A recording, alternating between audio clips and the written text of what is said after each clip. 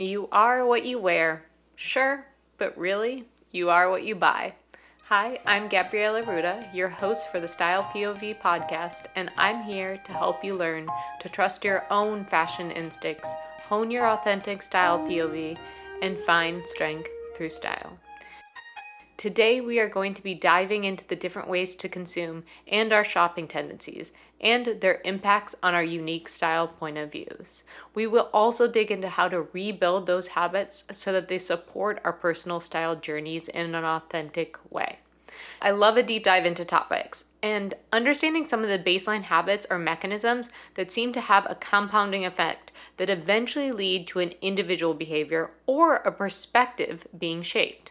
So for this exploration, we need to trace back our shopping habits first.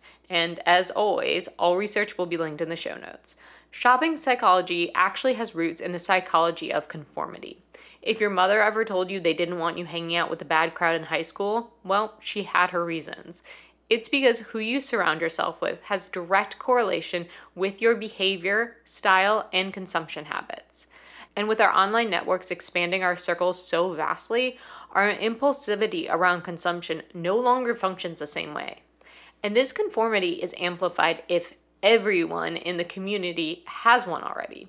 You buy the Lululemon leggings because all the moms in the neighborhood wear them. You have the Stanley Cup because every influencer has it strategically placed in their videos. It creates a need in your brain and our evolutionary desire to be part of the herd. Assimilation tends to happen. Peer effect or peer pressure all start to creep in, even without our conscious awareness at times. Now, from the standpoint of evolution and social beings, that is not a bad thing necessarily. But from a visual and personal style expression point of view, we want to be mindful of this because our conformity may be leading us to assimilate to the people we surround ourselves with, but who don't align with our truest selves and who have consumption habits we don't want to continue. So while I'm not going to tell you to stop hanging out with this crowd or that group or to unfollow any influencer, I do want to say that it's helpful to be aware of how this might be unconsciously seeping into your style choices and shopping habits. This is why I recommend personal style mapping, and I'll link my video on this in the show notes. But part of evaluating your style expression is getting in touch with your own personal likes, dislikes, history, and separating yourself out from the herd. And it also means understanding the psychological effect of your consumption needs. Your purchases could be broken down into a demand-need purchase or a psychological purchase. Demand does not mean it's a boring pair of socks you bought because your old ones have holes, but it's an intention behind that purchase and a need for that piece that fills out a wardrobe gap for you and fits your style toolbox. Furthermore, we need to be aware of our triggers. This is breaking a habit that is so deeply ingrained with us that it will take some time. I want you to think about your last several purchases for your style and under what conditions you purchased them under. Take note of the environment. Was it online? Were you scrolling? Was it an email promising new sales? Or was it shopping because you had a bad day? Note these conditions and try to minimize their occurrence in your daily lives, especially when the habit we're trying to build is new. We need to accurately identify the roots of where we let impulses and conformity guide us, and let our own personal style maps and toolbox guide our wardrobe. So whether that means muting the influencer who you tend to swipe up on, unsubscribing from that email list, or just tapping into your own style goals more often, you need to start rewiring your impulses around your personal style. Now let's dig into the avenues where we shop and how different environments might elicit different psychological triggers for each individual. First, let's start with online shopping. For some, it's a way to find their niche, unique, individual pieces that fit all of their style needs. The convenience of having no limits based on location or sizes or preferences. They view it as freedom. This is like your Uber Eats. You want a burger and fries at 3 a.m.? No problem, delivered to you in 30 minutes and it's only slightly cold. Then we have department stores. To some, they get a lot of bang for their buck in terms of effort. Lots of selections and styles, and suits people who want to know what's in style but don't want to scroll endlessly and prefer to try things on in person. Although on the flip side, others are disenchanted with the department store as its overall collection exudes a lack of individualized personality. It's like a buffet. It's all pretty good and there's so much to choose from that you feel happy, but there are very few standouts among the choices and it can become easy to gorge yourself without thinking. And then you have the individualized store experience, something that is more conceptualized around a style personality. This would be your stores like Anthropologie, where you walk in and you feel the immediate vibe. Most everything in the store connects to this style personality, and if that's a match to your style preferences, well, it's very, very easy to impulse buy entire looks. It's like they served you your favorite cuisine on a silver platter and you just say, yes, take my money. And this leads to piecemeal fashion. Because we aren't 100% sure what is our actual authentic style expression, we consume a bit here and a bit there and maybe a lot there, and we end up with closets that are no longer sacred spaces, but money pits that overwhelm us and once again lead us to search for the next bit of advice, system, or professional to clear things up for us.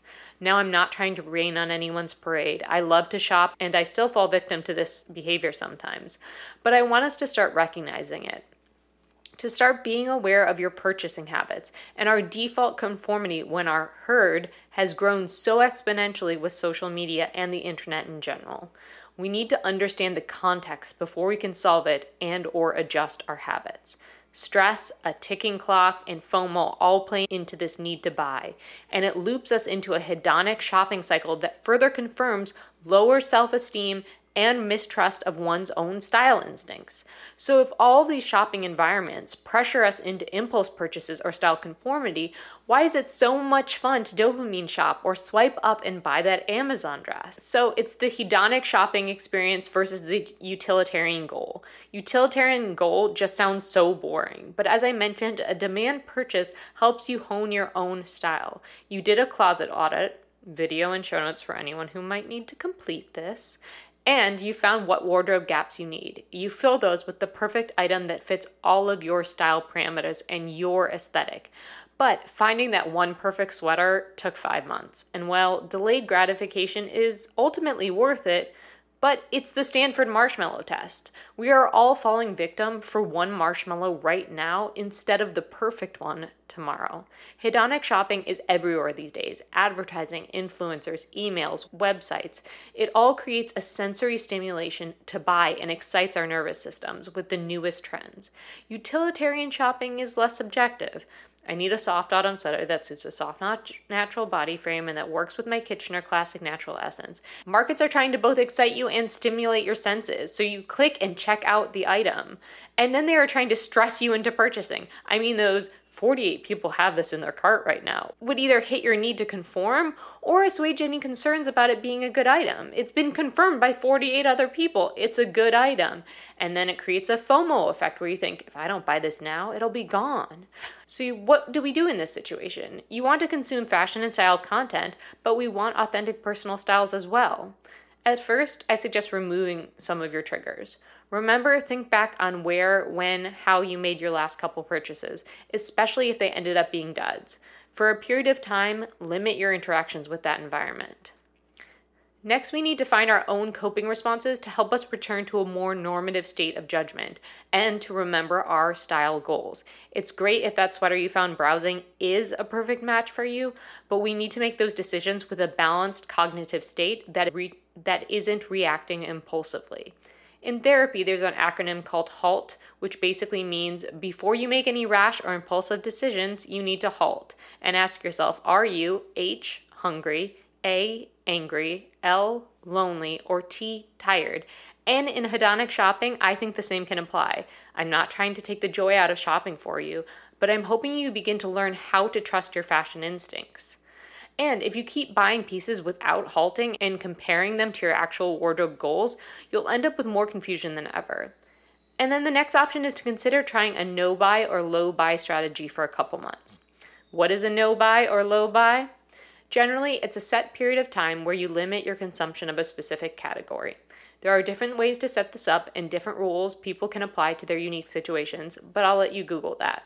In this use case, you could set it up so that you don't buy any new pieces of clothing unless a necessary item is unsalvageable. For instance, it's winter and your winter coat gets shredded in a wood chipper, then yes, you can buy a winter coat. But those cute winter boots that are on sale, sorry, that's still a no-go if you have functional boots already. Or you could try a low buy, which essentially limits categories and more narrowly defines what you might be able to purchase. For instance, if you know you impulse buy shoes, you could set that as a no buy category, but allow yourself to buy a clothing item if it suits all of your style parameters and is on your wardrobe gap list. Check out my closet audio video linked in the show notes if you want more info on wardrobe gaps and creating a sacred closet space. Now, starting a low buy or no buy can be extremely hard, and you may need to step away from your herd and online stimuli a bit in the beginning to get the ball rolling. But it really allows you to disconnect from the hedonic consumption patterns we have all started to fall victim to, and it shines a bright light on, did you really need to buy that? Because after a few weeks of doing this, you'll start to see, wow, I used to spend so much money on clothes, and this month I don't even miss it. Losing that little burst of excitement when hitting purchase might be hard to let go of, but mentally I found adding those items to my want list or even adding them to the cart and not checking out can give me that same little boost. And spoiler alert, but when I review the want list item later, I almost never feel the same need or excitement about the piece. Your shopping habits are either setting up your personal style journey for greatness or they are throwing up roadblocks left and right, making what should be a joyful and enlightening journey into a frustrating hole filled with confusion and wasted money. Now, the things I mentioned today can be hard habits to break and even harder ones to build anew. So if you try and fail at them, don't throw in the towel. Accept that purchase as a learning experience and reset your goals.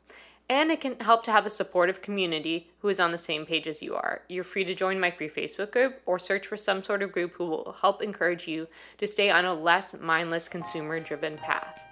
Thank you for joining me in this exploration of your style point of views and learning how to trust your own fashion voice. Until next time. Style POV podcast content is for general informational purposes only and should not be considered professional advice. The views expressed by hosts and guests are their own. Gabriella Arruda is not liable for any errors or omissions, and listeners use the information at their own risk.